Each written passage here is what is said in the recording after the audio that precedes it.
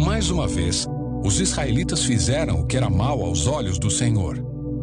Serviram às imagens de Baal e Astarote e aos deuses da Síria, de Sidom, Moabe, Amon e da Filístia. Abandonaram o Senhor e deixaram de servi-lo. Então a ira do Senhor se acendeu contra Israel, e ele os entregou nas mãos dos filisteus e dos amonitas, que começaram a oprimi-los cruelmente naquele mesmo ano. Durante 18 anos, oprimiram todos os israelitas a leste do Jordão na terra dos amorreus, isto é, em Gileade.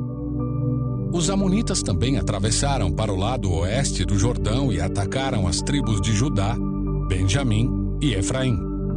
Os israelitas ficaram muito angustiados e, por fim, pediram socorro ao Senhor. Pecamos contra ti, disseram, pois abandonamos nosso Deus e servimos as imagens de Baal. O Senhor respondeu: acaso não os livrei dos egípcios, dos amorreus, dos amonitas, dos filisteus, dos sidônios, dos amalequitas e dos maonitas? Quando eles os oprimiram, vocês me pediram socorro e eu os livrei. E, no entanto, vocês me abandonaram e serviram a outros deuses. Por isso, não os livrarei mais. Vão e clamem aos deuses que vocês escolheram, que eles os livrem neste momento de angústia. Mas os israelitas suplicaram ao Senhor: sim, pecamos. Castiga-nos como te parecer melhor, mas livra-nos hoje de nossos inimigos. Então eles se desfizeram dos deuses estrangeiros e serviram ao Senhor. E ele teve compaixão deles por causa de seu sofrimento. Quando os exércitos de Amon foram convocados para guerrear e acamparam em Gileade, os israelitas se reuniram e acamparam em Mispá. Os líderes de Gileade disseram uns aos outros: o primeiro que atacar os amonitas governará todo o povo de Gileade. Jefté era um guerreiro corajoso. Era filho de Gileade, mas sua mãe era uma prostituta. A esposa de Gileade teve muitos filhos, e quando esses meios-irmãos cresceram, expulsaram Jefté, dizendo: você não receberá parte alguma da herança de nosso pai, pois é filho de outra mulher. Então Jefté fugiu de seus irmãos e foi viver na terra de Tobi. Em pouco tempo passou a chefiar um bando de desocupados que se uniram a ele. Por essa época os amonitas começaram a guerrear contra Israel. Quando os amonitas atacaram, os líderes de Gileade mandaram buscar Jefté na terra de Tobi. Venha e seja nosso comandante, disseram. Ajude-nos a lutar contra os amonitas. Mas Jefté lhes disse: não são vocês os mesmos que me odiavam e que me expulsaram da casa de meu pai? Por que me chamam agora que estão em apuros? Porque precisamos de você, responderam os líderes. Se você nos comandar na batalha contra os amonitas, nós o proclamaremos governante de todo o povo de Gileade. Jefté lhes disse: quer dizer que, se eu for com vocês e o Senhor me der a vitória sobre os amonitas, governarei todo o povo. Os líderes de Gileade responderam: o Senhor é nossa testemunha de que faremos exatamente como você disse. Então Jefté foi com os líderes de Gileade, e o povo o fez governante e comandante do exército. Em Mispá, na presença do Senhor, Jefté repetiu o que tinha dito aos líderes. Jefté enviou mensageiros ao rei de Amon para perguntar: por que você saiu para guerrear contra minha terra?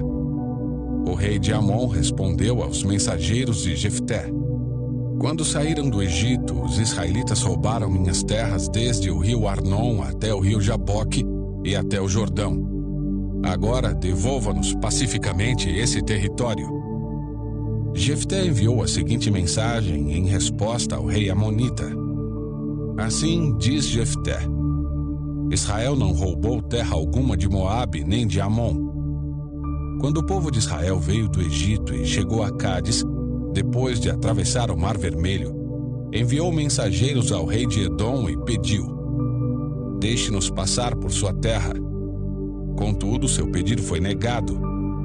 Então fizeram o mesmo pedido ao rei de Moabe, mas ele também não os deixou passar. Por isso, o povo de Israel ficou em Cádiz. Depois, passaram pelo deserto, contornando Edom e Moabe.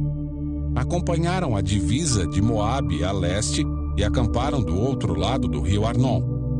Em momento algum atravessaram o Arnon para entrar em Moabe, pois o Arnon era a divisa de Moabe. Então Israel enviou mensageiros a Seom, rei dos amorreus, que governava em Esbom, e pediu: deixe-nos passar por sua terra para chegarmos ao nosso destino.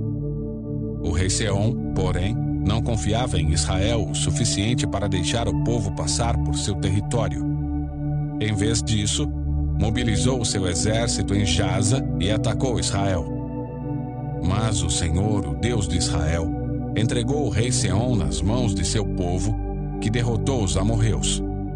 Israel tomou posse de toda a terra dos amorreus que viviam naquela região, desde o Arnon até o Jaboque e desde o deserto até o Jordão. Como você vê, foi o Senhor, o Deus de Israel, que tirou a terra dos amorreus e a entregou a Israel. Por que então haveríamos de devolvê-la? Fique com o que o seu Deus Camus lhe der, e nós ficaremos com o que o Senhor, nosso Deus, nos der. Acaso você é melhor que Balaque, filho de Zippor, rei de Moabe? Ele tentou disputar esses territórios com Israel? Entrou em guerra contra os israelitas? Israel vive aqui há 300 anos. Habita em Esbom e nos povoados ao redor, até Aroer e seus povoados, e todas as cidades às margens do rio Arnon. Por que até agora vocês não fizeram esforço algum para reaver esse território? Portanto, não pequei contra você. Pelo contrário, você fez mal ao me atacar. Que o Senhor, o juiz, decida hoje qual de nós está certo, Israel ou Amon. Mas o rei de Amon não deu atenção à mensagem de Jefté. Então o Espírito do Senhor veio sobre Jefté.